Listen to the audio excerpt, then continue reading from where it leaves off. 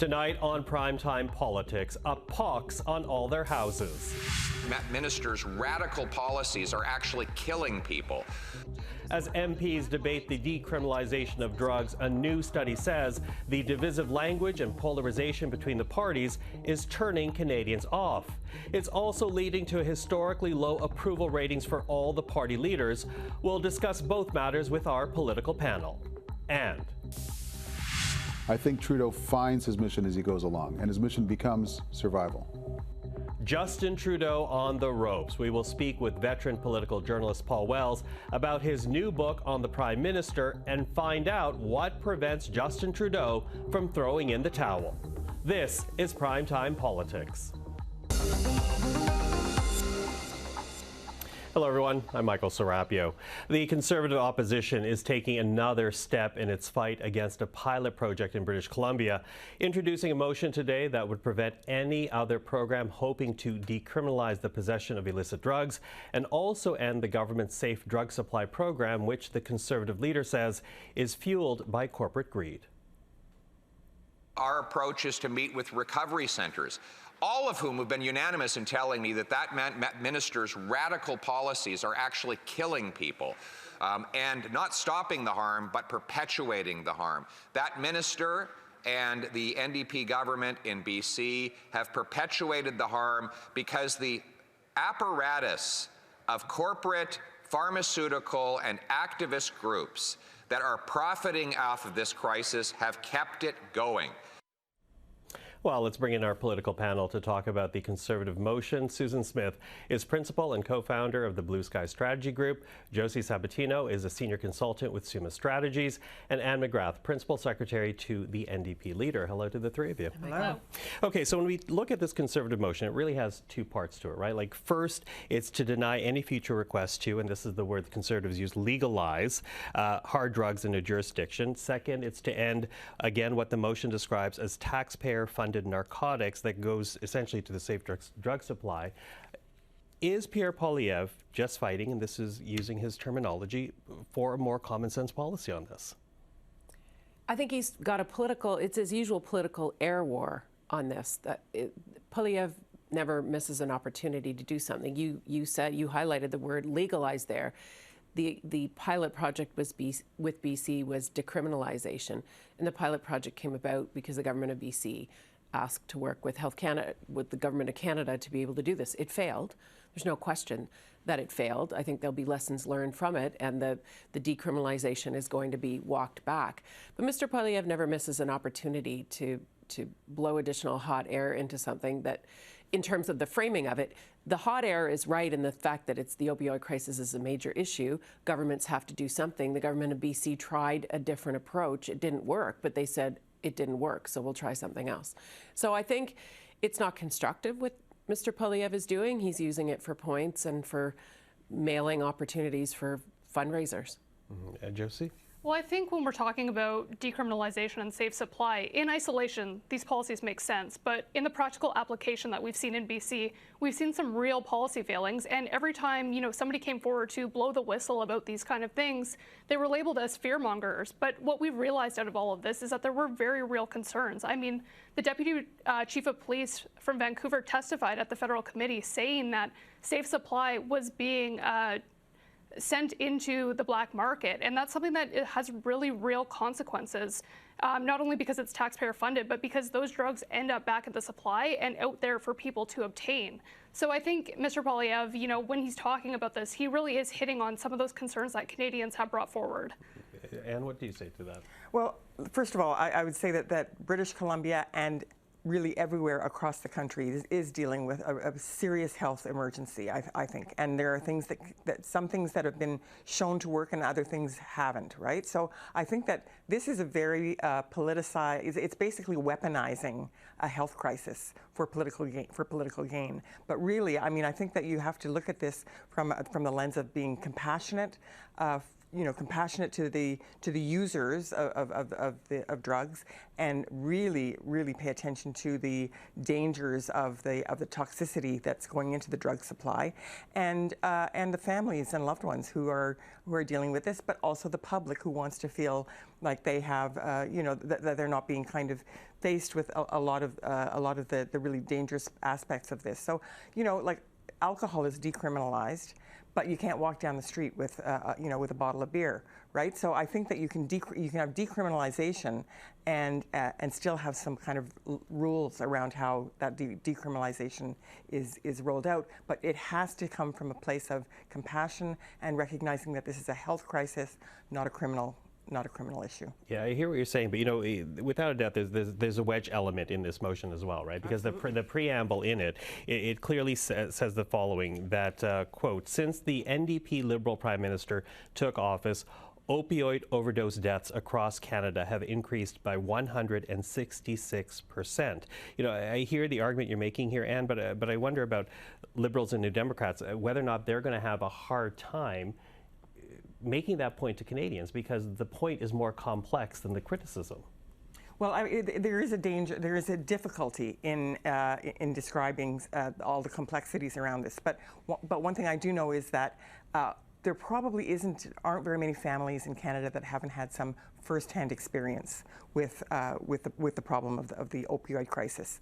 And one of the big problems, and you're right, it's a hard one to communicate, but one of the big problems is that when someone decides that they want recovery or treatment, it has to be there for them. And it's a big problem is that someone might say, I'm ready to stop, and then they get put on a wait list for 6 months, a year, whatever that is. So I don't think you can say that there's one problem or one solution.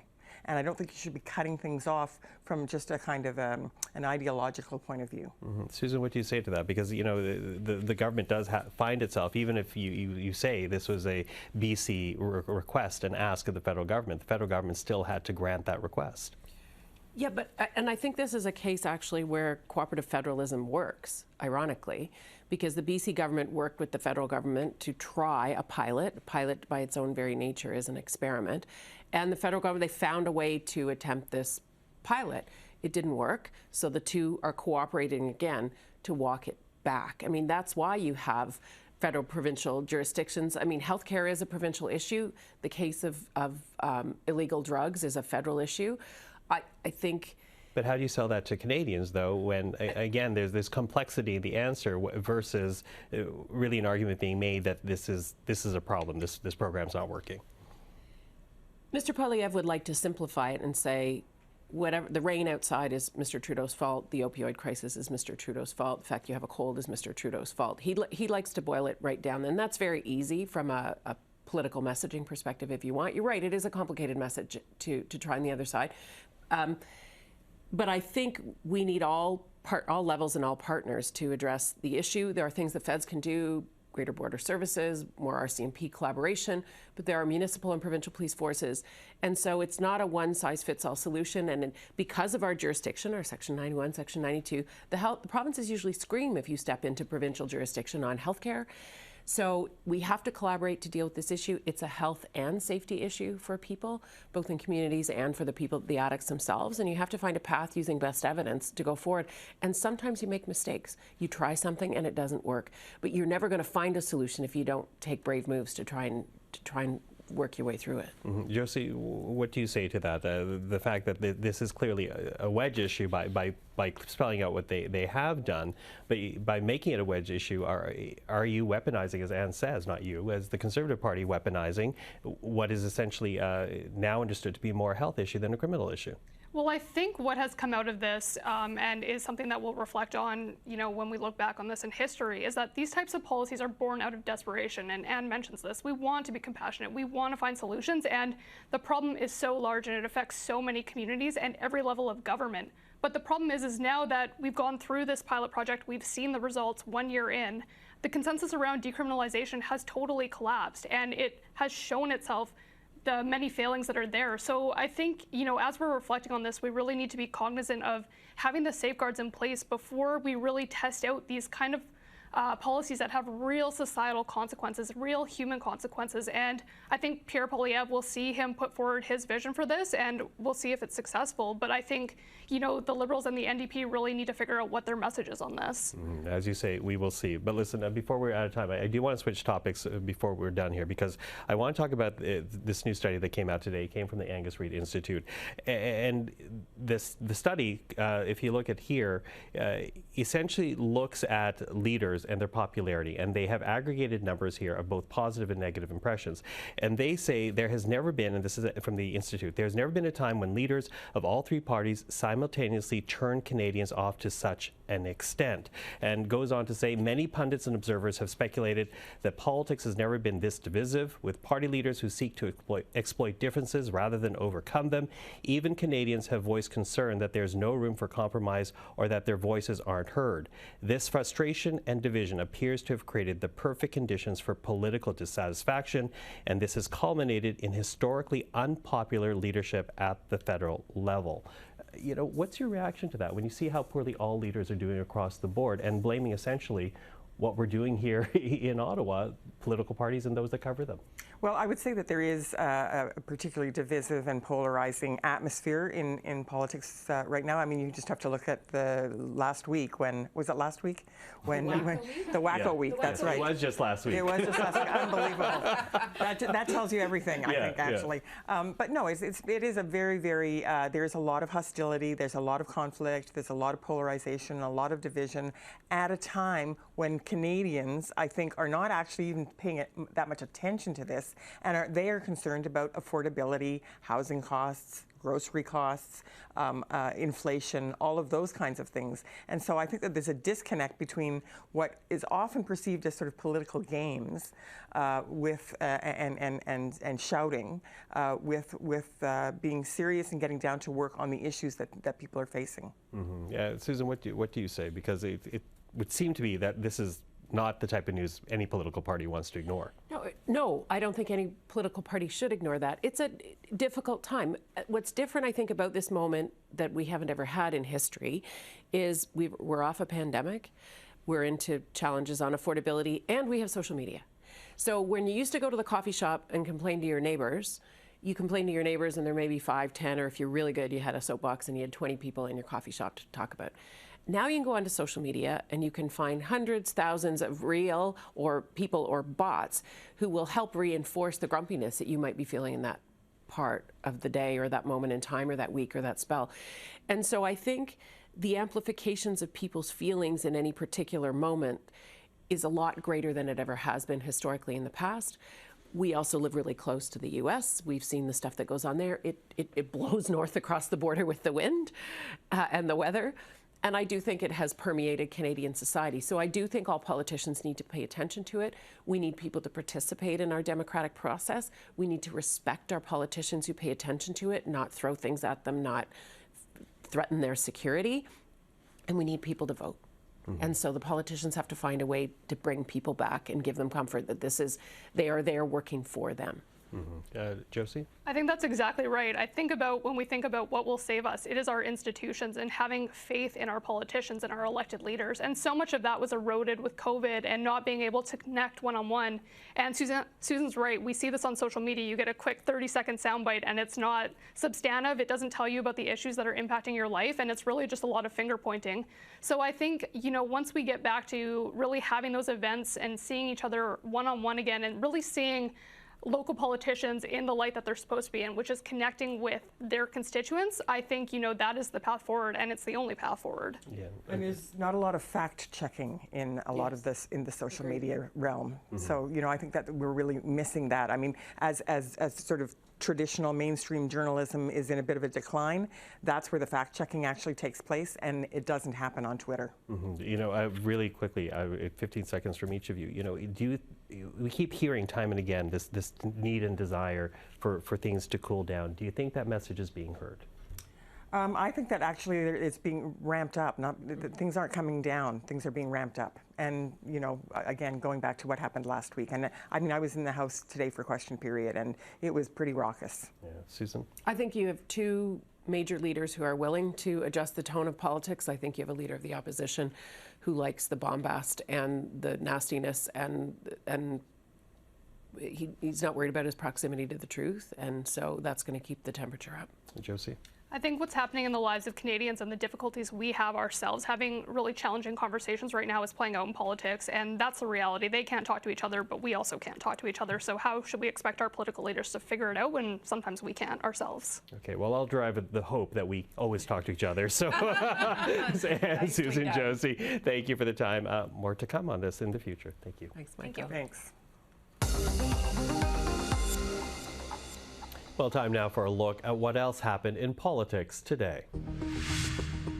Several ministers took part in a news conference this morning marking the start of wildfire season in Canada.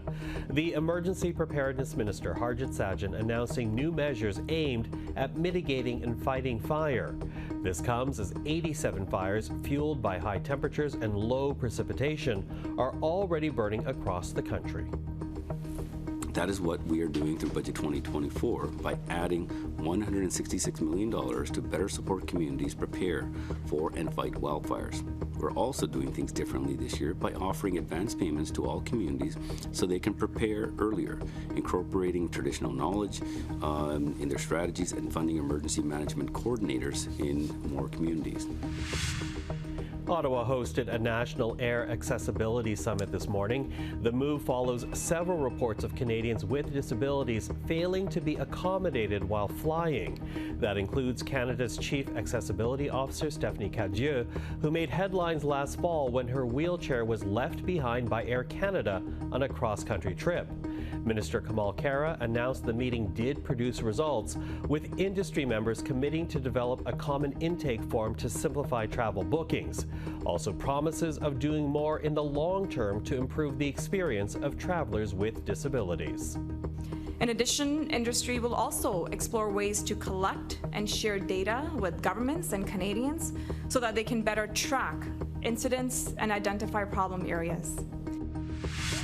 Friends, we are not here to compromise on these issues. And finally, protesters gathered on Parliament Hill today for the March for Life. The annual rally calls for the end of abortion and medically assisted death in Canada. My body, my choice. Your body, your choice. Your body, your choice. A pro-choice counter-protest was also held on the Hill today. Well, as we heard in the political panel, no party leader is doing very well in the polls right now, but without a doubt, it is a bigger struggle for the Prime Minister. Nearly 9 years in power, and Justin Trudeau continues to trail Pierre Poilievre in public opinion. For months, no policy announcement nor initiative has been able to turn things around for the Prime Minister and his party. But despite months' worth of bad numbers, Trudeau still says he will stay on and fight another campaign, which leads many in Ottawa to wonder why. Well, a new book by veteran political journalist Paul Wells may have the answer. It is out this week, and it is called Governing in Troubled Times, Justin Trudeau on the Ropes. Well, Paul Wells joins us now in studio. Paul, thank you for being here. Thanks for having me, Michael. So, listen, I want to begin with the genesis of this book because you wrote about it in your newsletter this week. Very interesting because it was your publisher, Ken White, who had this idea of you writing about Justin Trudeau. And the quote that you attribute to him, he says, "He's been around for almost a decade, and I still have no idea why he's in office or what he's trying to do." You know, writing and researching this retrospective, how would you answer that question?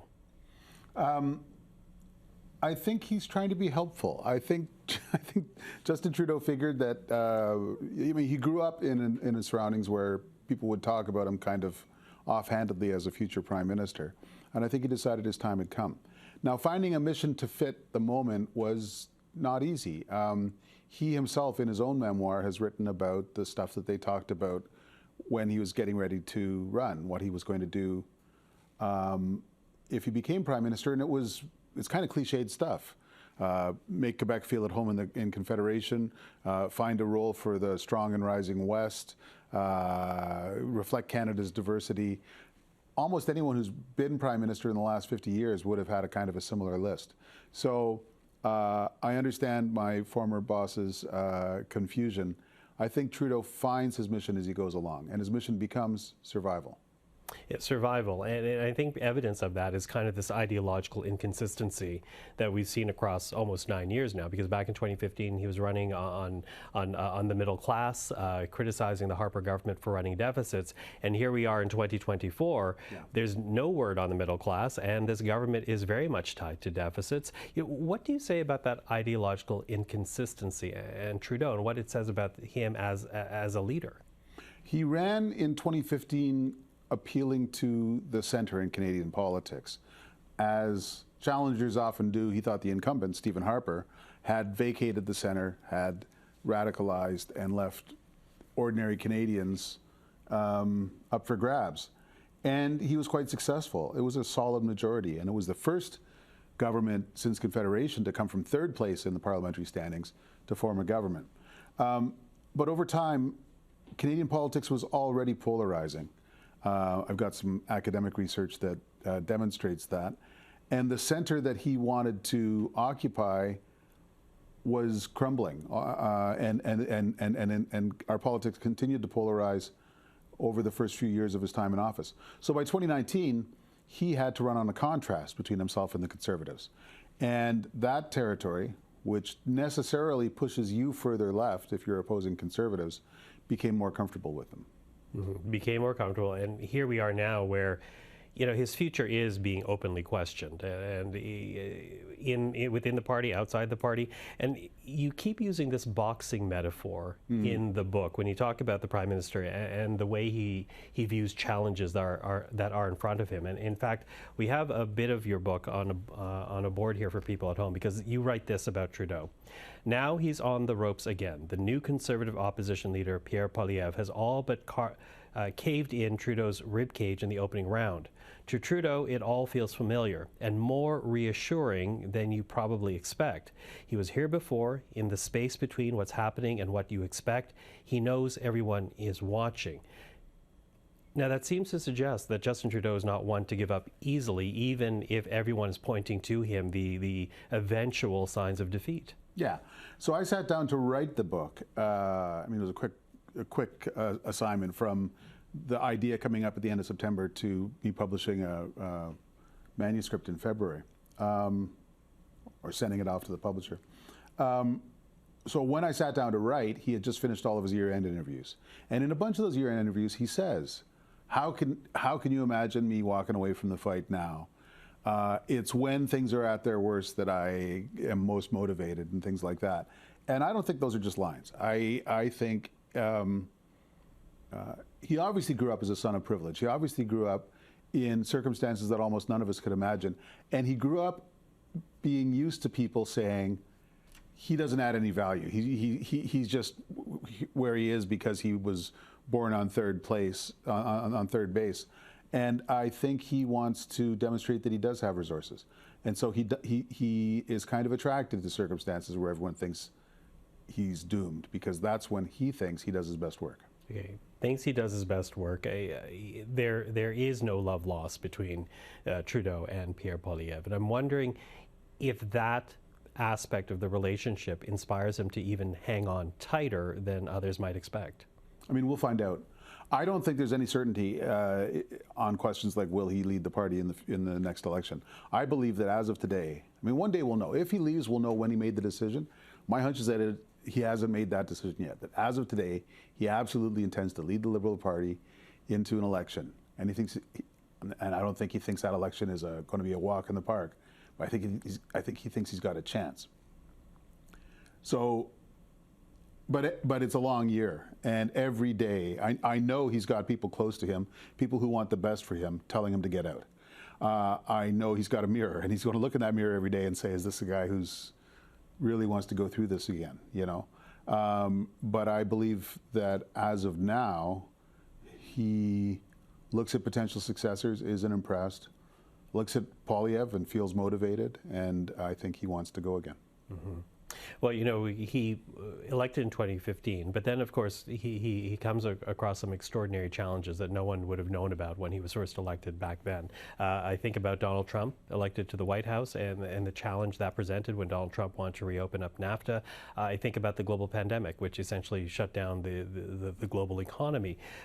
When you look at how Justin Trudeau met the challenge of those moments, what does it say to you about his capability as a leader? He's got a good story to tell about some of those big challenges. I believe that it would have been very easy for the Canada-U.S. relationship to go much worse. Trump has no interest in Canada. As Al Capone said, he doesn't even know what street Canada's on. And he had already called NAFTA the worst deal in history. And he has had every legal right to cancel the deal. Instead, they saved it. They saved it so thoroughly that even with Biden in the White House, nobody wants to revisit that deal. And similarly with COVID, in the first year of the COVID pandemic, when the important work was to pay people to stay home and pay businesses to stay open without clients, Canada had more money because the 4 prime ministers before Justin Trudeau were fiscally responsible. And he was able to protect more Canadians than was the case in a lot of other countries. Later, COVID becomes much more controversial. Mm-hmm. But on some of these big challenges, he's got a pretty good story to tell. Mm-hmm. COVID becomes much more controversial, and that actually goes back to the point that you were making earlier about polarization in the political realm right now. You say politicians, Trudeau included, have weaponized the partisanship that we're now seeing. What's the advantage of that? What is the danger attached with it? Well, I'm pretty sure it's become almost the only way to win elections. You run on a caricature of the other person rather than running on your best version of yourself. And Trudeau's hardly the first person to fall into that sort of tactical dynamic, and he won't be the last. But it strains the Confederation. It strains our complicated regional dynamics. It leaves a lot of people feeling left out. And that permits the rise of somebody like Pierre Poilievre, who wants to speak for those people who feel left out. And there's a lot of people who are more traditional Liberal supporters who feel let down and disappointed by this government. So the thing with polarization is you need your side of the polarization to show up. And it's what we're seeing in public opinion polls is that's less and less guaranteed of people who did vote Liberal the last 3 times, that they're not nearly as sure they're going to vote Liberal the 4th time. Mm-hmm. I don't know if people should be comforted or worried that you captured 9 years and 200 pages. 100. 100 pages, rather. I think it's a sprint.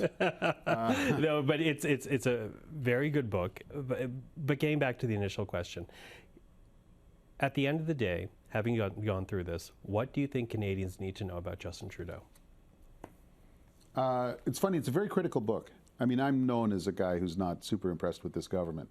But I think anyone who reads it all the way through will come away with the impression that this guy means well and is trying his best, and that the circumstances matter. It's been a hellish decade for all of us and would have been a very difficult decade in power for any prime minister. And so what I hope this short book accomplishes is to put him into more context. Well, the book is called Justin Trudeau on the Ropes. The author is Paul Wells. Paul, thank you very much. Thank you. And Paul's book is on store shelves now. Well, that is our program for this Thursday. I'm Michael Serapio. For everyone here at CPAC, thank you for watching. Primetime Politics is back tomorrow evening. Until then, take care.